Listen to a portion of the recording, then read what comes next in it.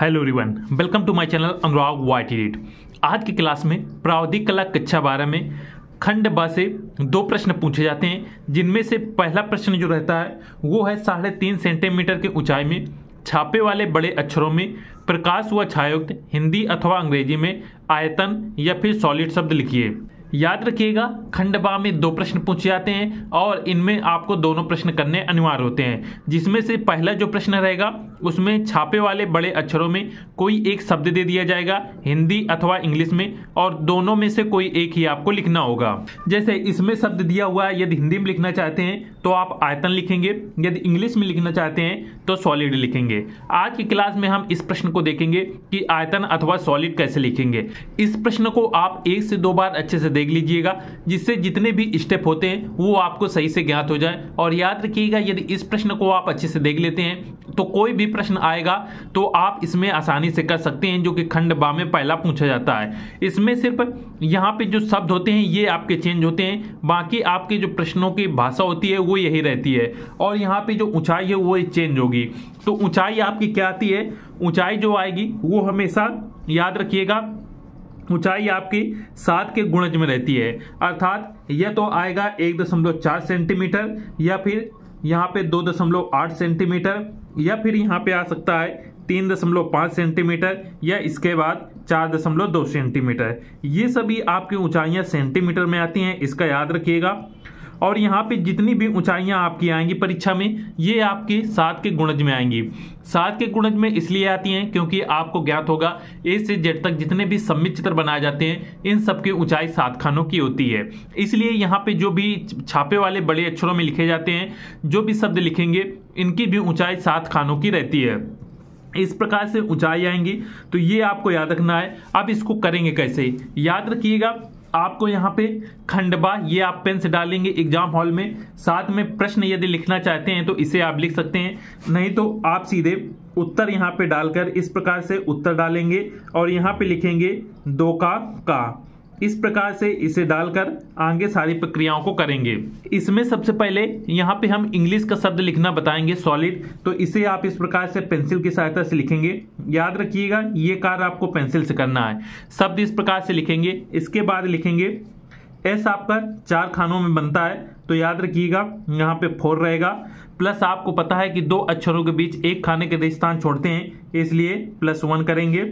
उसके बाद ओ आपका 4 खाने में बनेगा, फिर ओ और एल के मध्य एक खाने का रिक्त स्थान छोड़ेंगे। उसके बाद यल आपका 4 खानों में बनेगा, फिर एक खाने का रिक्त स्थान। उसके बाद आई आपको ज्ञात है कि एक खाने में बनता है, फिर उसके बाद एक खाने का रिक्त स्थान छोड़ेंगे। उसके बाद डी आपका 4 खानों में बनेगा। इतना कार्य ये करेंगे। और एक बात का विशेष याद रखिएगा, जब भी खंड ब में प्रश्न 2 का करेंगे, अर्थात छापे वाले बड़े अक्षरों में शब्दों को लिखेंगे, तो इसमें एक खाना यहाँ पे याद रखिएगा, एक खाना आगे छोड़ा जाता है और एक खाना पीछे छोड़ा जाता है, इसलिए एक आगे इसके ऐड करेंगे और एक इसके पीछे ऐड करेंगे। इस पॉइंट का विशेष याद रखिएगा। अब इस सबको काउंट करेंगे तो 1 4 5 6 4 10 10 1 11 11 4 15 16 17 18 18 4 22 21 कुल टोटल ये आपका बना 23 खाने में। सॉलिड आपका हो गया 23 खाने में। अब इसके बाद यहाँ पे लिखेंगे ऊंचाई। ऊंचाई हमें ज्ञात है कि जो ऊंचाई है वो कितनी दी हुई है, ऊंचाई दे रखी है 3.5 सेंटीमीटर। तो ये 3.5 सेंटीमीटर में इसमें हम 7 का भाग करेंगे, तो जो एक खाने की यहाँ पे लंबाई और चौड़ाई निकल के आएगी, 7 का भाग करेंगे, 7 पना 35 और 0.1 अंक बाद है, तो इसलिए 0.5 सेंटीमीटर। ये आपके एक खाने की लंबाई और चौड़ाई निकल के आई 0.5 सेंटीमीटर। और कुल टोटल हमारे खाने कितने निकल के आए थे? 23। तो 23 का गुणा 0.5 में करेंगे, इसलिए 23 गुणे 0.5, तो इसका मान कितना आएगा? 5 3 15, हासिल 1 लगेगा, 5 दूनी 10 1 11.5 सेंटीमीटर। ये आपकी जो लंबाई निकल के आई वो 11.5 सेंटीमीटर, और एक खाने की जो लंबाई है वो 0.5 सेंटीमीटर। तो अब आपको ये कार्य किस प्रकार से करना है? तो इस प्रकार से यहाँ पे कार्य जब करते हैं तो एक रेखा इस प्रकार से खींचेंगे। ये रेखा आपकी कितनी लंबी रहेगी? 11.5 सेंटीमीटर की। ये रेखा आपकी 11.5 सेंटीमीटर की रहेगी। और ये हम कह सकते हैं चौड़ाई वाली रेखाएं कितने की रहेंगी, तो इसकी ऊंचाई 3.5 सेंटीमीटर दे रखी है, इसलिए ये जो रेखा खींचेंगे हम 3.5 सेंटीमीटर के खींचेंगे। इसके साथ ये रेखा 11.5 की थी, तो नीचे की ये जो रेखा हम खींचेंगे ये भी आपको 11.5 सेंटीमीटर की लंबी बिल्कुल बराबर खींचनी है। और इस तरफ की जो ऊंचाई रहेगी ये भी आपकी 3.5 सेंटीमीटर की रहेगी। इस प्रकार से याद रखिएगा हम इस ग्राफ को बनाएंगे। एक बार पुनः देख लीजिए। सबसे पहले जो शब्द आएगा उसको देखेंगे, ये जो शब्द है ये कितने खानों में बनेगा। इसके लिए यस 4 खानों में बनता है, ओ 4 खानों में, यल 4 खानों में, आई 1 खाने में, डी 4 खाने में। तो इन सबको काउंट करेंगे। 4 4 8 4 12 4 16 1 17 खाने में ये हो गए। और हमें ज्ञात है कि प्रत्येक 2 खानों के बीच एक खाने का रिश्तान छोड़ते हैं, इसलिए 17 1 18 1 19 1 20 1 21 आपके ये हो गए। और जब भी हम छापे वाले बड़े अक्षरों में लिखते हैं तो एक खाना इसके आगे छोड़ा जाता है, एक खाना पीछे छोड़ा जाता है, इसलिए 21 1 22 1 23 कुल टोटल खाने आपके ये हो जाएंगे 23। याद रखिएगा आप एग्जाम हॉल में बिल्कुल इस प्रकार से करेंगे जैसे यहाँ पे ये सारी चीजें आपको लिखी गई हैं। यहाँ पे आपको इस प्रकार से शब्दों के बीच नहीं करना है, ये आपको सिर्फ दोबारा बताया जा रहा है कि इसे किस प्रकार से काउंट करेंगे। खाने आपके आ गए 23 और ऊंचाई यहाँ पे प्रश्न में देखेंगे 3.5 सेंटीमीटर दे रखी थी, तो यहाँ पे ऊंचाई बराबर 3.5 सेंटीमीटर। एक खाने की हमें जो लंबाई और चौड़ाई निकालना है, इसलिए 7 का भाग करेंगे, तो एक खाने की यहाँ पे लंबाई या चौड़ाई निकल के आए 0.5 सेंटीमीटर। कुल टोटल हमारे पास खाने थे 23 का गुणा 0.5 में करेंगे, वैल्यू निकल के आएगी 11.5 सेंटीमीटर।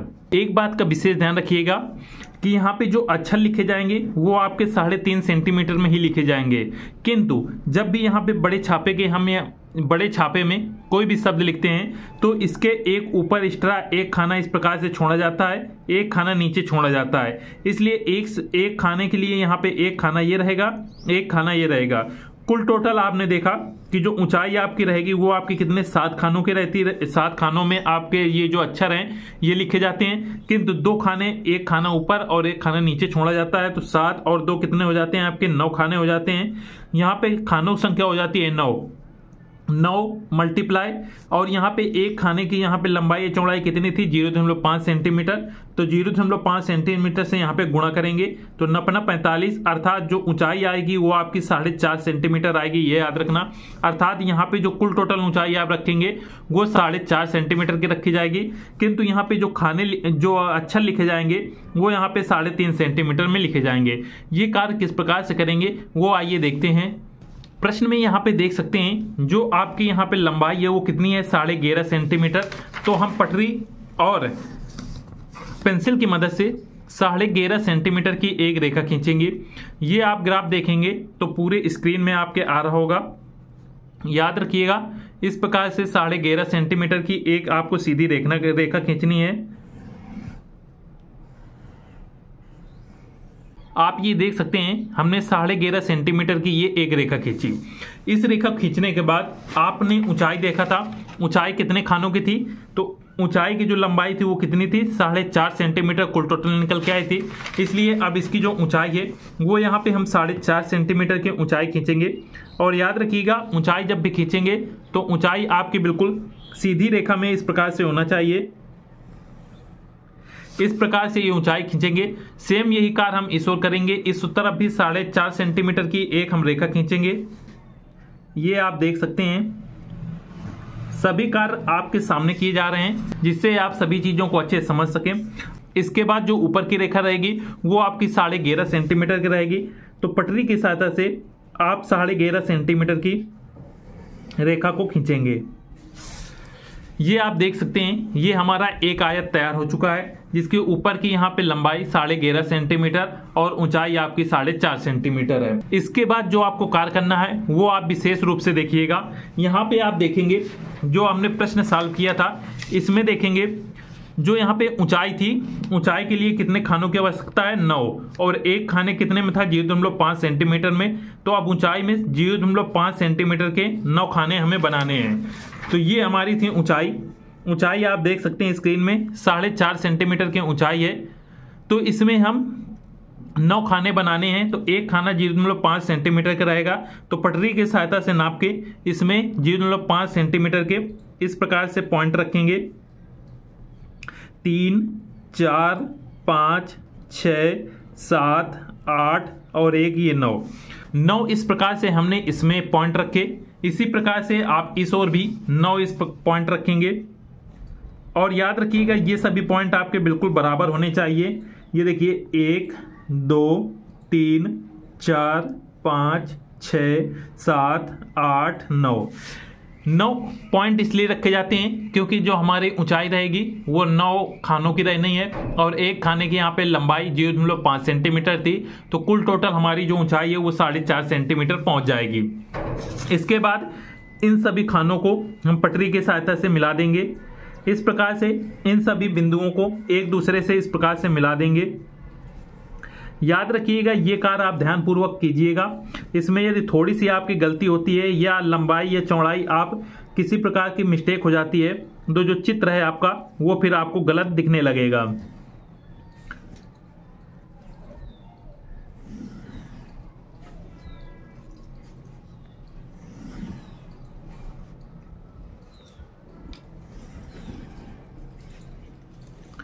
और ये हमारी सभी रेखाएं खिंच चुकी हैं इस प्रकार से। अब इसके बाद ये जो हमारी लंबाई की रेखा थी, इसके बाद ये नीचे की जो लंबाई की रेखा थी ये आपको ज्ञात है 11.5 सेंटीमीटर की थी। और इसमें जब हम प्रश्न में सॉल्व किया था तो प्रश्न में आपने खानों की संख्या कितनी निकाली थी ये आप देख सकते हैं। खानों की संख्या यहाँ पे 23 आई थी, इसलिए 23 यहाँ पे बिंदुओं को रखा जाएगा और एक बिंदु को जो लंबाई रहेगी वो 0.5 सेंटीमीटर रहेगी। तो पटरी की सहायता से इसमें हम 0.5 सेंटीमीटर के 23 पॉइंट रखेंगे।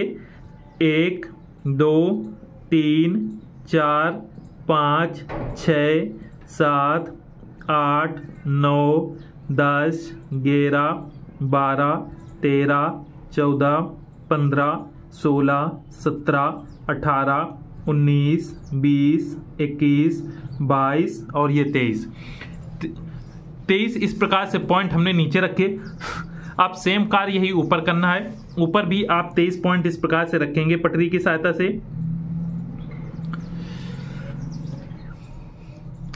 1, 2, 3, 4, 5, 6, 7, 8, 9, 10, 11, 12, 13, 14, 15, 16, 17, 18, 19, 20, 21, 22, 23 आपने ऊपर बिंदुओं को रखा, 23 नीचे को रखा। तो अब इन सबको हम पटरी के सहायता से मिला देंगे।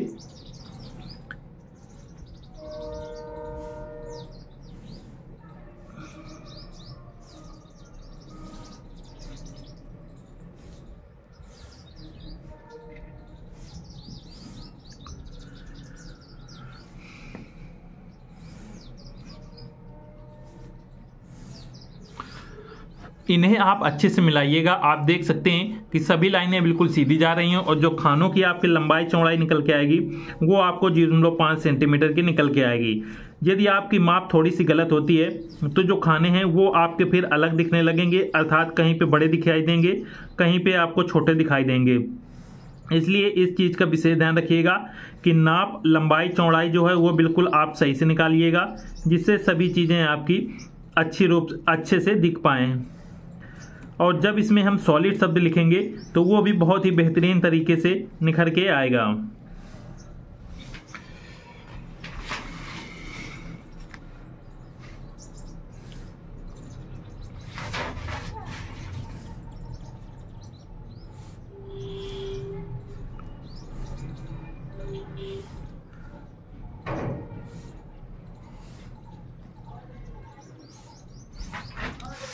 आप देख सकते हैं हमने यहाँ पे इस ग्राफ को बना लिया है।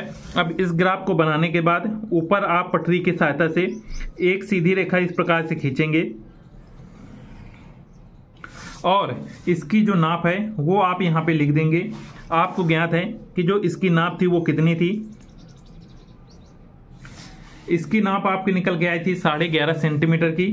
तो यहाँ पे 11.5 सेंटीमीटर इस प्रकार से आप पटरी की सहायता से लिखेंगे। और इसकी ऊंचाई आपको ज्ञात है कि इसकी ऊंचाई आपने कितनी निकाली थी। तो यहाँ पे आप इस प्रकार से पटरी से एक रेखा खींचेंगे और इसकी ऊंचाई यहाँ पे आप लिख देंगे 4.5 सेंटीमीटर। इतना कार्य आपको सभी ग्राम में करना है। याद रखिएगा, जो शब्द आपको दिया जाएगा उसकी लंबाई इससे और ज़्यादा हो सकती है।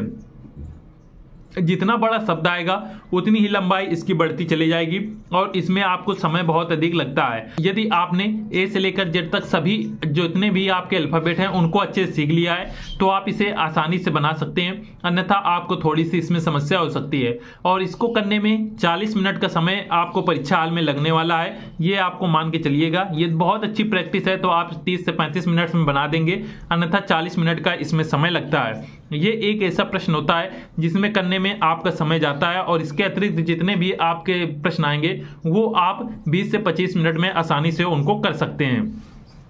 इतना करने के बाद अब हमको जो शब्द लिखना था वो शब्द था सॉलिड, और सॉलिड की स्पेलिंग आपको पता है SOLID होती है। तो इसे हम किस प्रकार से लिखेंगे, इसका हमने ग्राफ बनाना सीख लिया है। कल की क्लास में हम लिखेंगे कि सॉलिड किस प्रकार से इसमें लिखेंगे। याद रखिएगा, सॉलिड लिखने में आपको कम से कम 20 मिनट का समय लगेगा, इसलिए इस क्लास को हम कल देखेंगे। सभी लोग वीडियो को लाइक अवश्य कर दीजिएगा। मिलते हैं नेक्स्ट क्लास में। जय हिंद।